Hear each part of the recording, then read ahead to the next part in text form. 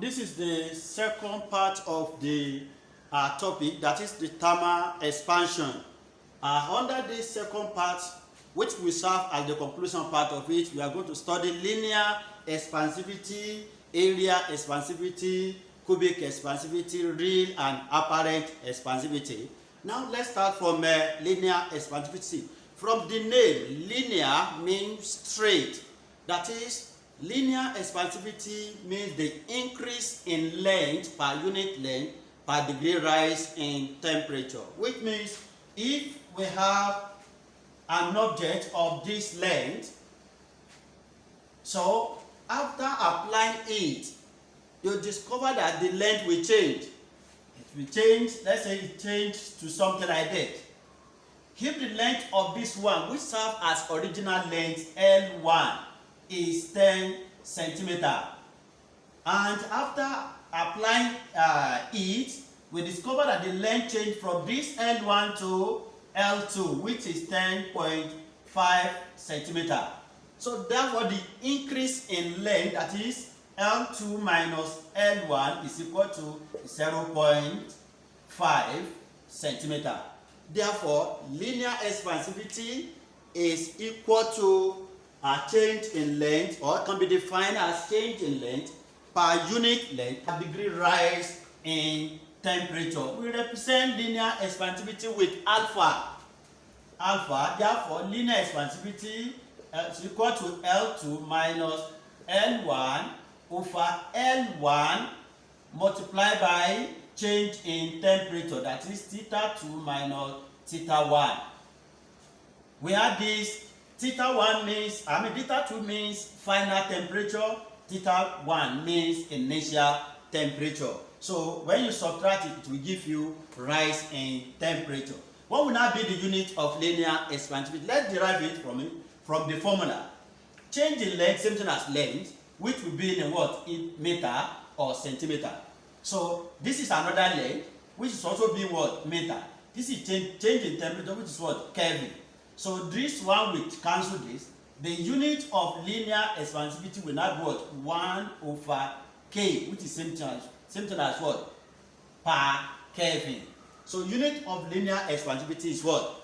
Per Kelvin. Now, on each type, don't forget, after linear, we are moving to area, we are moving to cubic.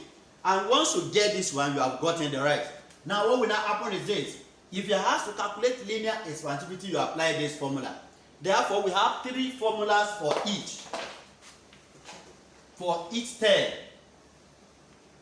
For the linear expansivity, we have linear expansivity is equal to L2 minus L1 over L1 multiplied by theta, where this theta means change in temperature. Therefore, if you are looking for change in temperature, change in length itself, this is change in length. Therefore, L2 minus L1 is equal to alpha L1 theta. And if this one is our equation 1, this one will serve as equation 2, which means if you are looking for change in length, you just need linear expansivity, initial length, then change in temperature. But what if you are asked to calculate final temperature, final length? The final length is something as L2. Therefore, L2, just transfer this one to this place. It will give us L1 plus alpha L1 theta. You can leave it like this, or you factor L1 out, which will give us what? L1 open bracket 1 plus alpha theta. So these are the 3 equations for linear expansivity, and we are going to have the same 3 equations for area and as well as what? Cubic expansivity. Let's go to area expansivity. For area expansivity, we define it in the same way, just that we change the word, the terms. So area expansivity is change in area per unit area per degree rise in temperature. So in that case, we have beta. This beta represents area expansivity, which will give us A2 minus A1 over A1, then change in temperature, where A1 is final area initial area, then change in temperature. It has the same unit. The unit still remain what? Per Kelvin. Because area will cancel area, it will remain what? Kelvin as unit of temperature. So this is equation 1.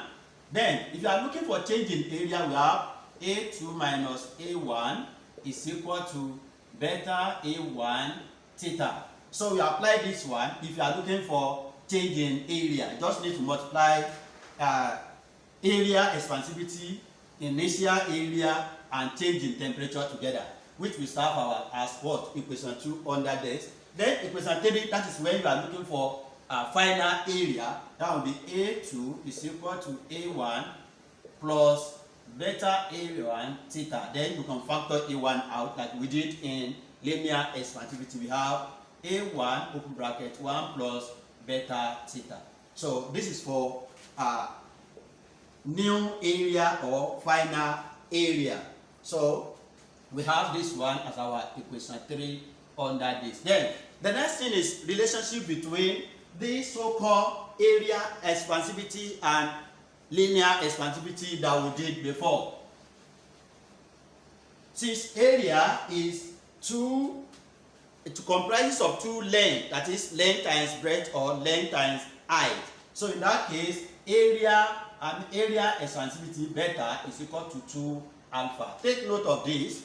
Then, in the case of cubic expansivity, that is volume. So in that case, define it as change in volume per unit volume per degree rise in temperature. So in that case, we have, and we represent that one with gamma. Then gamma is equal to change in volume, V2 minus V1, per unit volume, V1, then change in temperature. So that is equation 1 for this. Then if you are looking for change in volume, like we did in the others, make this one the subject of formula. We have V2 minus V1 is equal to gamma V1, then what? Theta. So this is equation 2. Then, if you are looking for final volume, we make this one the subject of formula, which will give us V1 plus gamma V1 theta. You can factor V1 out.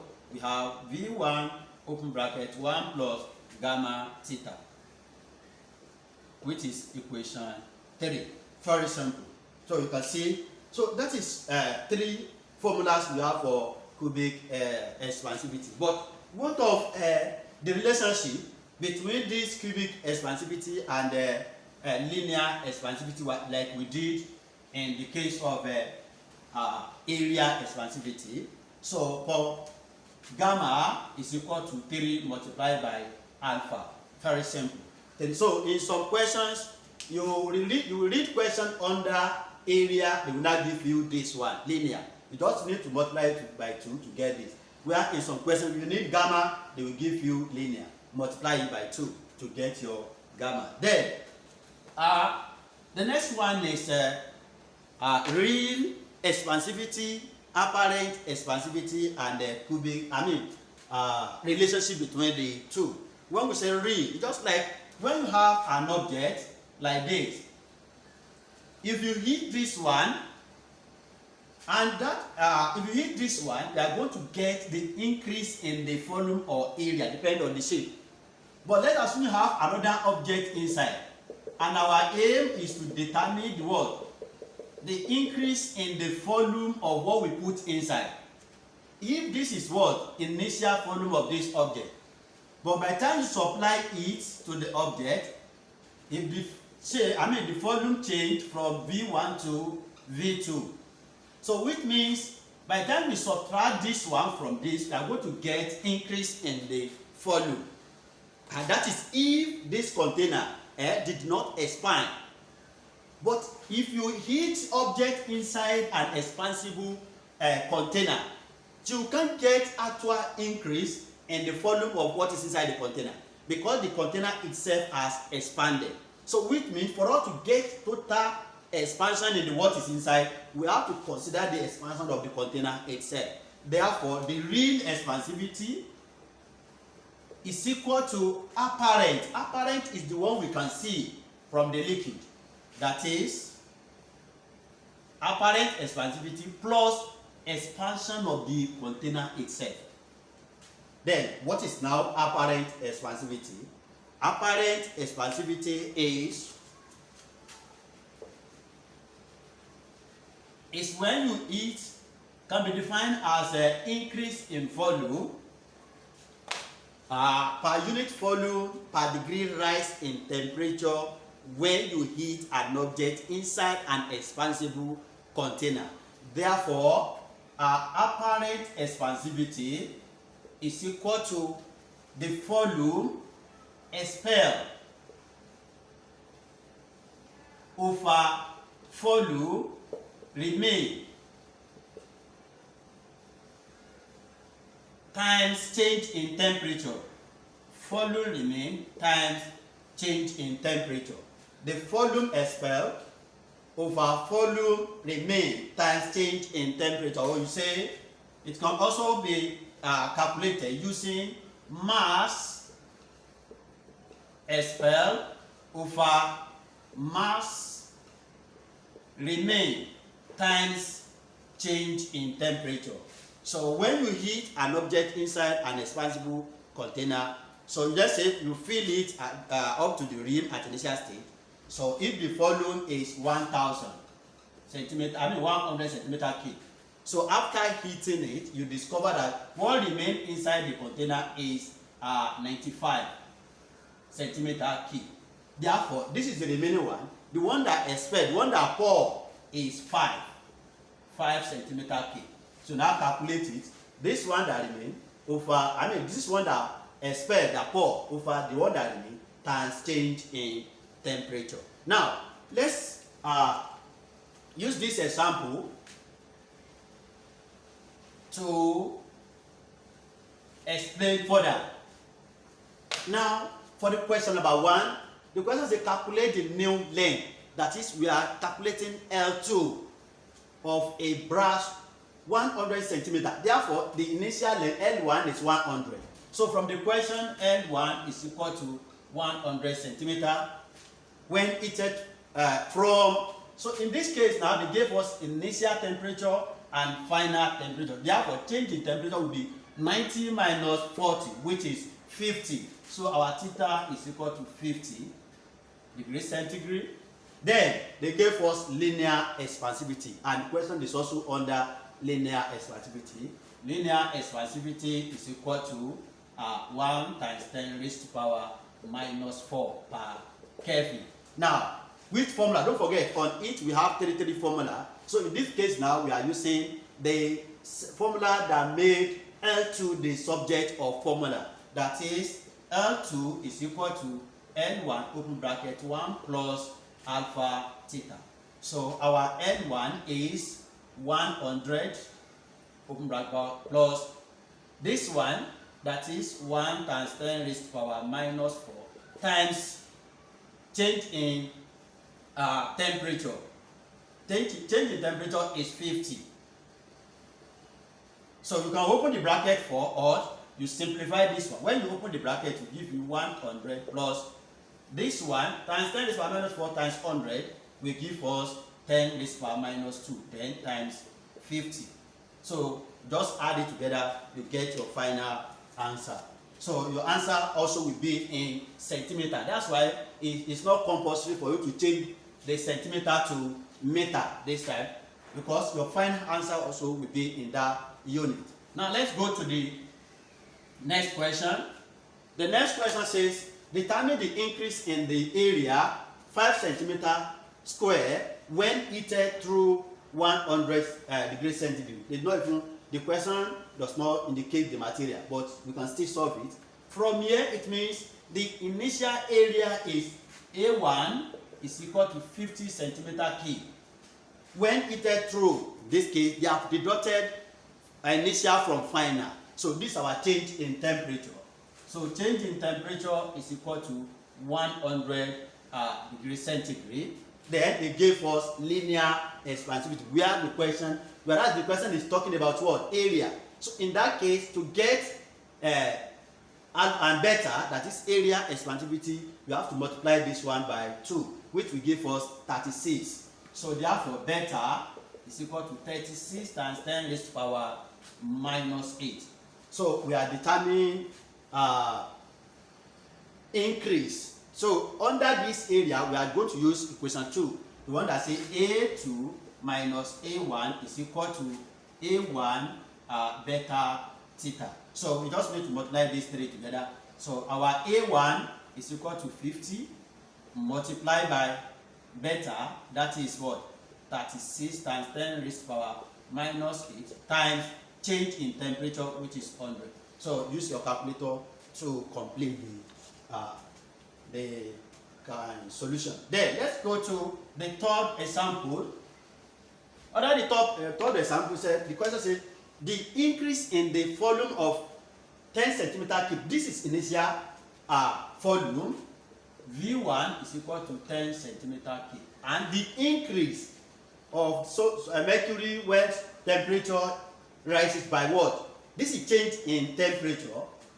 Theta is equal to 100. There is, so this increase is 0.182. Therefore, increase in volume, that is V2 minus V1 is equal to 0.182 centimeter. So we have to calculate what? What is the cubic expansivity? So in this case, under cubic expansivity, we have to use the first equation, the one that says gamma cubic expansivity is equal to V2 minus V1 over V1 then theta. That's all. So this one they gave us, that is 0.182 divided by V1, that is 10, multiplied by change in temperature, and change in temperature is 100. So which will give us 0.182 over 1000. So you use your calculator, whatever you get, put what? Kelvin inside. So that is the conclusion. Don't forget, I always say it, I have a note on each topic, on each of my topic on video. So any video you watch under my channel, you can request for the note of it. So that's the end of the topic for thermal expansivity.